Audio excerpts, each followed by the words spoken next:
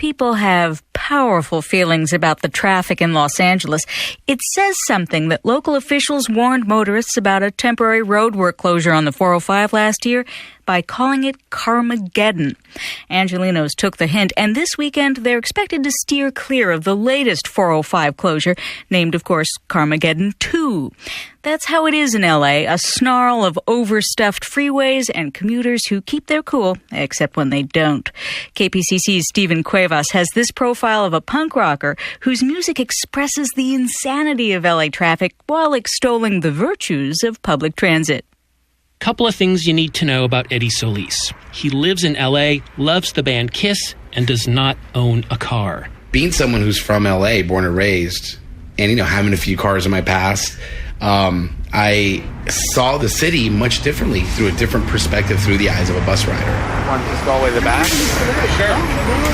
Line 18, Wilshire, Western Station. Just steps from the front door of his home, across the street from a tortilla factory in LA's Boyle Heights neighborhood, Solis catches a bus that connects him with the city's subway and the commuter train he catches to his day job at an indie record label in Hollywood. It just opened me up to little neighborhoods, galleries, clubs, bars, just everything. Just seeing what's out there, little pockets of the city. Solis's journeys aboard LA buses and subway cars informs a lot of the material on The New Los Angeles Part 1, Through the Eyes of a Bus Rider, the latest release by the singer-guitarist band It's Casual. New Los Angeles. No one has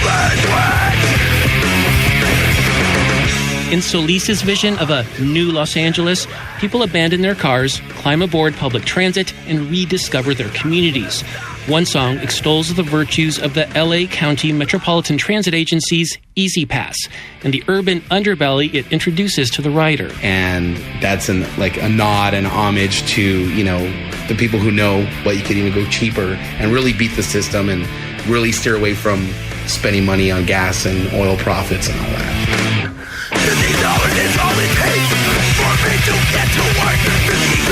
Is all it takes for me to witness racial tension, for me to witness illegal aliens. It's not to paint a negative picture, it's just my perspective of what is seen.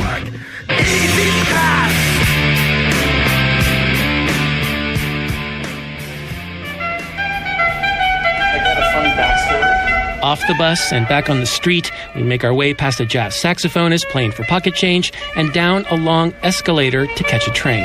So, where are we now? We're at the Red Line station, the Pershing Square station in downtown LA. And what's our destination? We're going to go downstairs another tier, and about 5 minutes we're going to get on the Red Line going northbound. Okay, let's go. The Metro Red Line snakes from North Hollywood to downtown Los Angeles. It's the train that inspired It's Casual's signature tune and spawned a viral internet video. It was partly filmed late at night on a moving train as it hurtles from station to station. Solis thrashes away on his guitar and barks the lyrics, which celebrate the Red Line and call out the congested freeways that coil around Los Angeles. Este es un tren del Metro Red Line a North Hollywood. The 210, the 605, the freeways are not so nice. The I-5, the 210, the freeways are not so nice. The thread that comes out of the record that ties everyone together is just be alive, don't be a victim of having a car. The 210, the 605, the freeways are not so nice. The I-5, the I-10, the freeways are not so nice. The red light, the red light. An MTA spokesman said he couldn't comment on Eddie Solis's furious pro-Metro message, but the Red Line video was a hit at the offices of Move LA. Eddie's done a good job. Thank you, Eddie. It's the public transportation advocacy group headed by former Santa Monica Mayor Denny Zane. He liked the juxtaposition of Solis blissfully riding LA public transit in one scene with scenes of the band raging against those notorious freeway jams. Eddie is all frantic when he talks about highways and so mellow when he's grooving on a skateboard and on the bus and on the Red Line. There's a metaphor for the transformation, from the, oh my God, I just got to get out of the traffic, to hey, this is cool. I can mellow out. Or you can blast the tune like Too Many People as you claw your way across Los Angeles by car, bus, or skateboard. Los Angeles! There's too many people! I want them to go away! Even though they think they're so free! Too Many People could also be a motto for It's Casual. Over the years, the band whittled itself down to a power duo of Solis and a rotating cast of drummers. So you may think the burly, bearded punk rocker just can't get along with freeways, with people, or his native L.A. Not true. I love it. I love everything about it. I've traveled throughout the U.S. many times, and I could never look forward enough to coming back. The weather, the different cultures, the landscape. I was just like, you know what? Now I know why everyone moves to L.A. Solis will bring the love and the volume during a Red Line mini tour next month. It's Casual will play a different venue within walking distance of several Red Line metro stops from Union Station to West Hollywood. For the California Report, I'm Stephen Cuevas.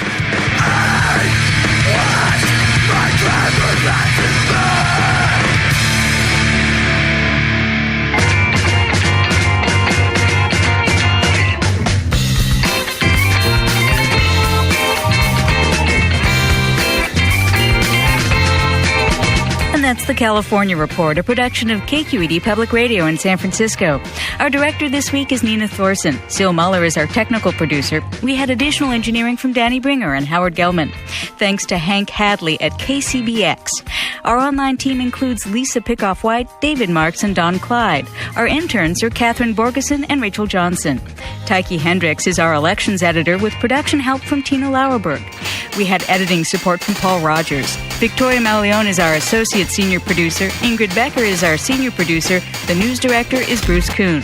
I'm Rachel Myro. Thanks for listening and have a great weekend.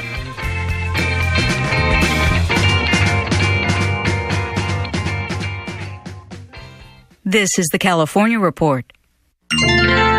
Funds for the California Report are provided by the James Irvine Foundation, expanding opportunity for the people of California and supporting the California Report since its premiere in 1995. And the California Endowment. Health happens in schools at calendow.org. And Chevron, investing in renewables, strengthening communities, and creating jobs. More information at chevron.com. The 210, the 605, the freeways are not so nice. The I-5, the 210, the freeways are not so nice. The 101, the 405, the freeways are not so nice. The I-5, the I-10, the freeways are not so nice. The 210, the 605, the freeways are not so nice. The I-5, the I-10, the freeways are not so nice. The red line, the red line, the red line, the red line, the red line, the red line, the red line, the red line. The 210, the 605, the freeways are not so nice. The I-5, the I-10, the freeways are not so nice. The 101, the 405, the freeways are not so nice. The 605, the 101, the 101, the 101, the I-10, the 210, the 605, the 101, the 405, the I-10, the freeways are not so nice. The red line, the red line, the red line, the red line, the red line, the red line, the red line, the red line.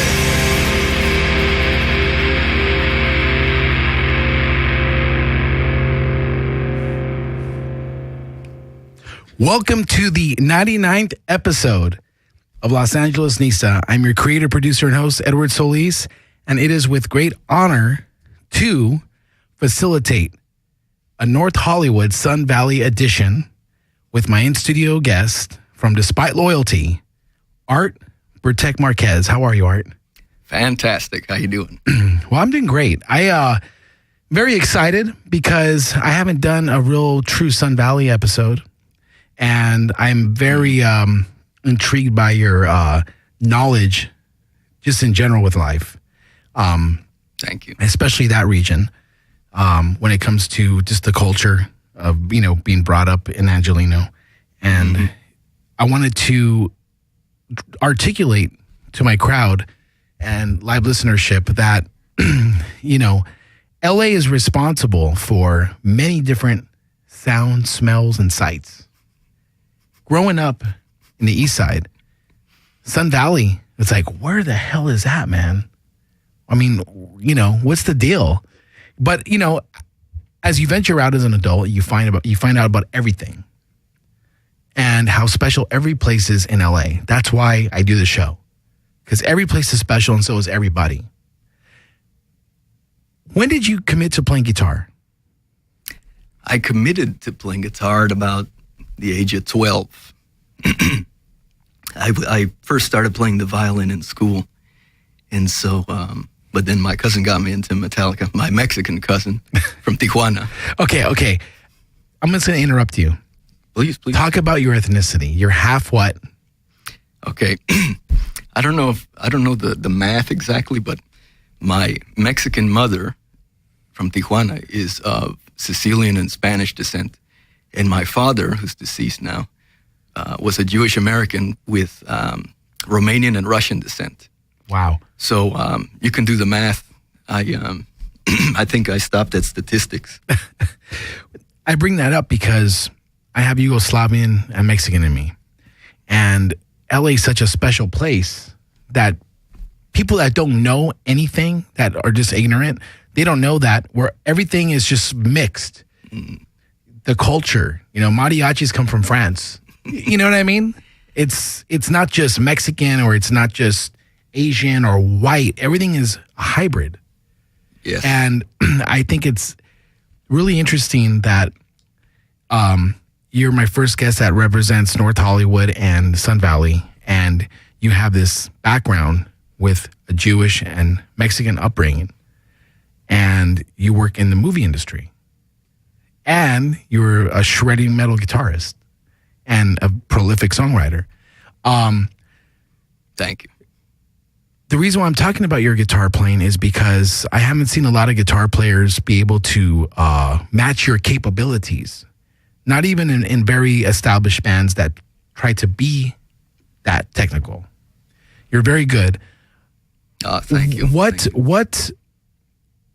are some of your inspirations for guitar?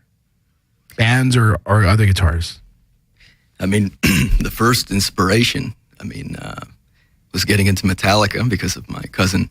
The old Metallica? Yeah. The groundbreaking Metallica? Yeah. When Not I was Loaded.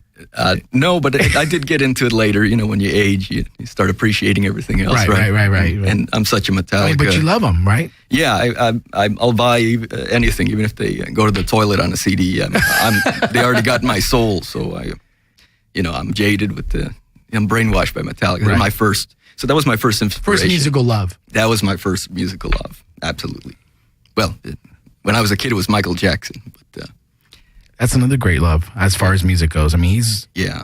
I keep listening to Thriller and Off the Wall, and I hear the live instrumentation, and I'm blown away. Yes, yeah. That was, as a child, Michael Jackson was the cassette tape. Remember that? That's what I played over and over. Then I went to elementary school, learned violin, just so I could make my Jewish grandmother happy. You played violin? Yeah, that was my first instrument. At 9 or something like that. And then about 11 or 12, that's when, wanted to be cool like my older cousins in Mexico, so I started listening to Metallica, and that's, he just learned this one lick or something on a cheap little guitar. But when you heard that on a cheap guitar from your cousin in Mexico match the ability of Kirk Hammett, yes, you were just blown away.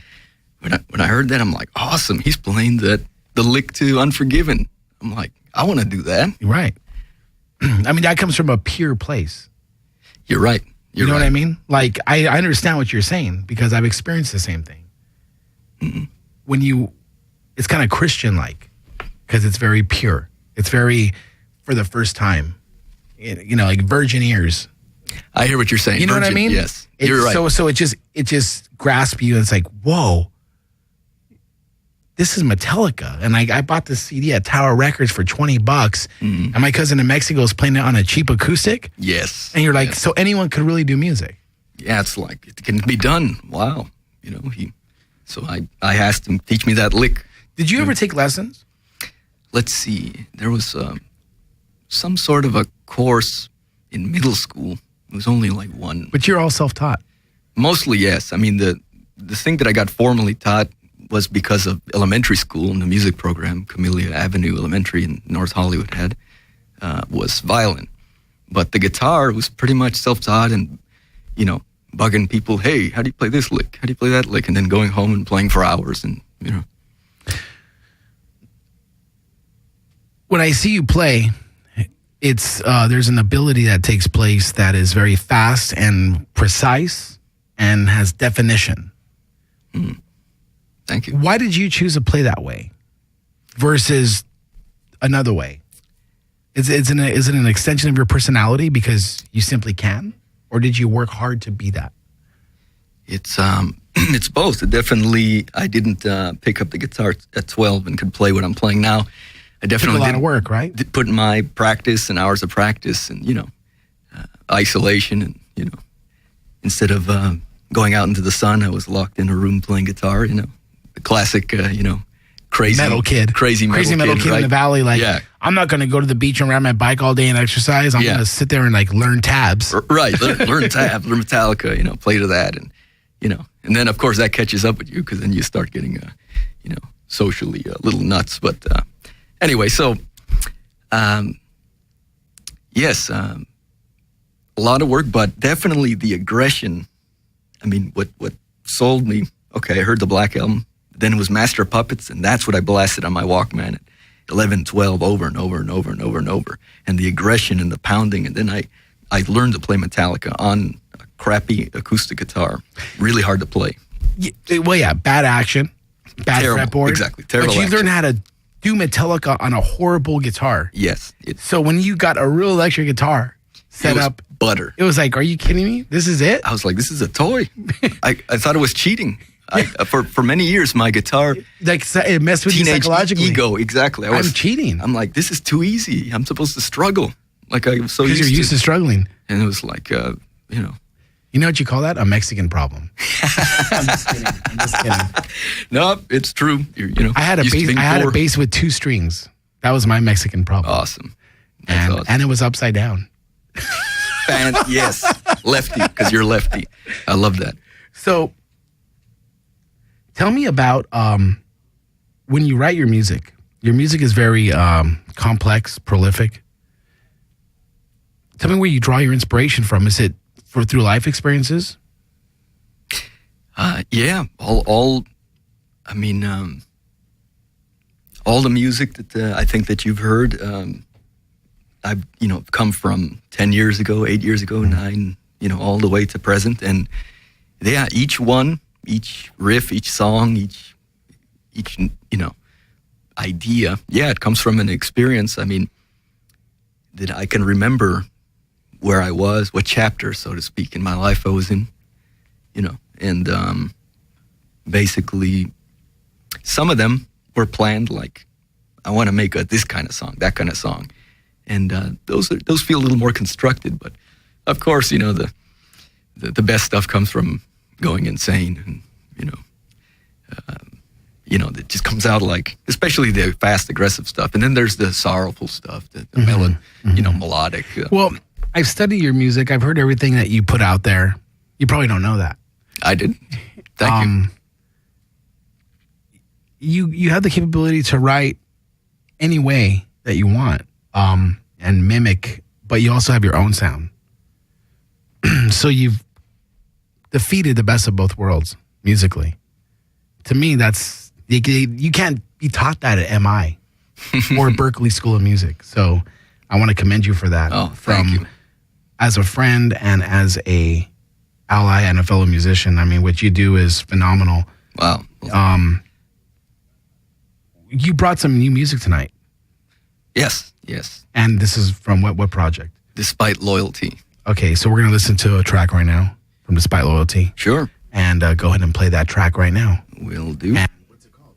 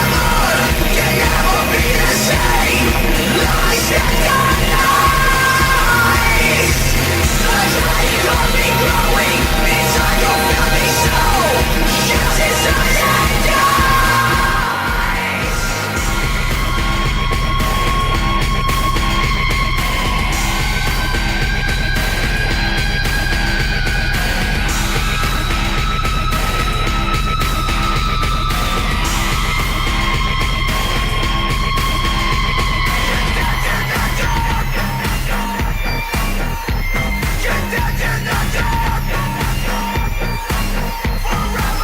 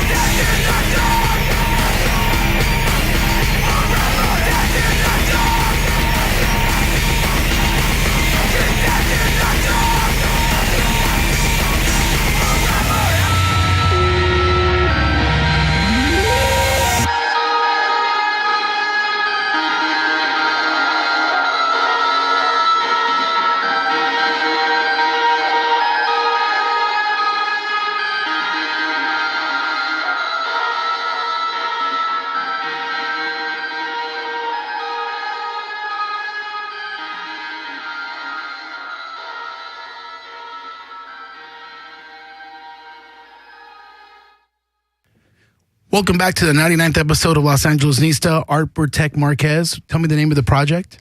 The project is Despite Loyalty. And the track name? The track name is Blind Reflections. Where was that recorded? That was recorded at Intelladon Studios, which is my living room apartment. Now that my friend is why you're here. Oh, because you got the capability to do that. Oh, it's very, very well done. Tell me, okay, if I want Mexican food, if I got a friend from Chicago that flies in and he's staying in Sun Valley or North Hollywood, he goes, I need real Mexican food. Where does he go? Well, first of all, I'll say avoid places where the people speak English. If they don't speak English, that's real Mexican food. Right.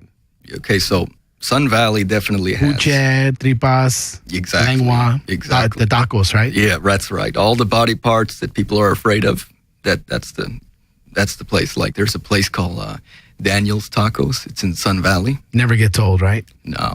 They, no English, and it tastes like the burritos and tacos I get in Tijuana.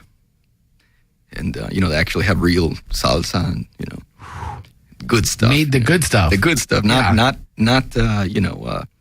tomato paste, Real salsa. Real salsa, There's a place, actually, surprisingly, it's in Burbank, but as you know, Burbank is about adjacent. Adjacent to Sun Valley, a little bit east.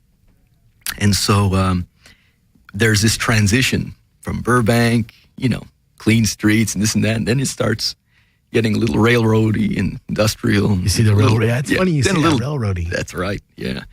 And growing up, that was going to band practice, was walking across the railroad on the other side of the tracks. Wow.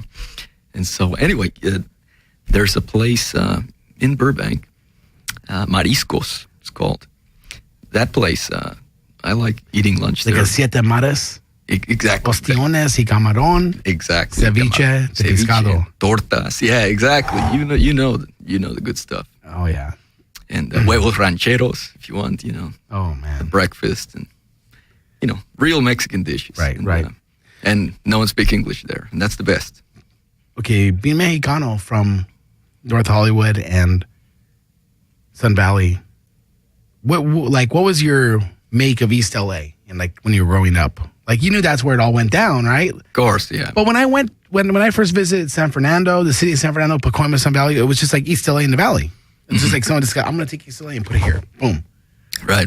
It's I don't know. I love it. It's home. I was raised in it. I'm used to the ranchero music, Because the tagging. Well, you could go to a friend's, like say, for example, I lived in Pico Rivera, and I said, you're going to come to my birthday party, and the barbecue was in the front yard. Mm-hmm. You would not feel uncomfortable.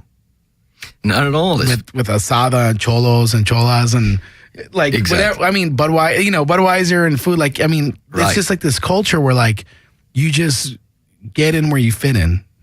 Yeah, it's just very familiar. It's growing up in going to a middle school where everyone was already tagging their little names and LA this and LA that. And isn't that crazy? Yeah, it's a subculture. It is. And some of these artists are gallery names now. Yeah, that's right. Yeah, that's interesting. It's very interesting. I think what is made in Los Angeles, coming from skateboarding, you don't have a team. You're motivated from within to get on your board and go wherever you go and make friends with another skateboarder, and they take you to their terrain. It's like the Indians. Right. Doesn't that make sense? It does. You're venturing out. And they show you what they have, and you touch on it. You express yourself on their terrain. Exactly. You're talking sociology here, man. That's on a high level, right? Yeah. People don't even experience this in their life. Right. People who are stuck in a bubble. Yeah. Not saying that being well off is a bubble. Right. Every subculture is different, but there's definitely differences that they don't get to experience, through skateboarding. Mm-hmm. I learned that if there's a thread, whether it's skateboarding or food or music, no matter what you are, how much money you have or what color you are, if you're involved in those things, you will react the same way. Yeah, definitely. And I think that what you're explaining, how the valley was going down with people tagging, you know, like you chose, like I chose music and skateboarding. I didn't get involved in that. To me, that's like even harder to do because you're peer pressured at that point. Absolutely. Lots. So it took more guts and it took more out of you mentally. In a way, it was just brought to my attention that there was a lot of traumatic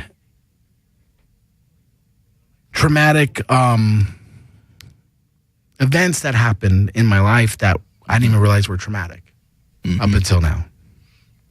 Right, because it's what you grew up in. You thought that's the way it's supposed to be. Normal. No, but it's not. Right. But as I get older, I let my emotional health move the current, and I take it in. I go, wow, that was bad. Right. And it brings, so it's very, the sociology of Los Angeles is so heavy. I don't think it exists anywhere else. I agree. Yeah. And the fact that you could become the type of artist you can through these challenges, it takes more work, 4 times the amount, because you're not only dealing with the ability to become what you are, you're deflecting negativity, you're owning your identity, and you're committing to your art. Yes. So with that being said, I want to thank you for being a part of the 99th episode. Thank you. It's been an absolute honor. Thank you very much.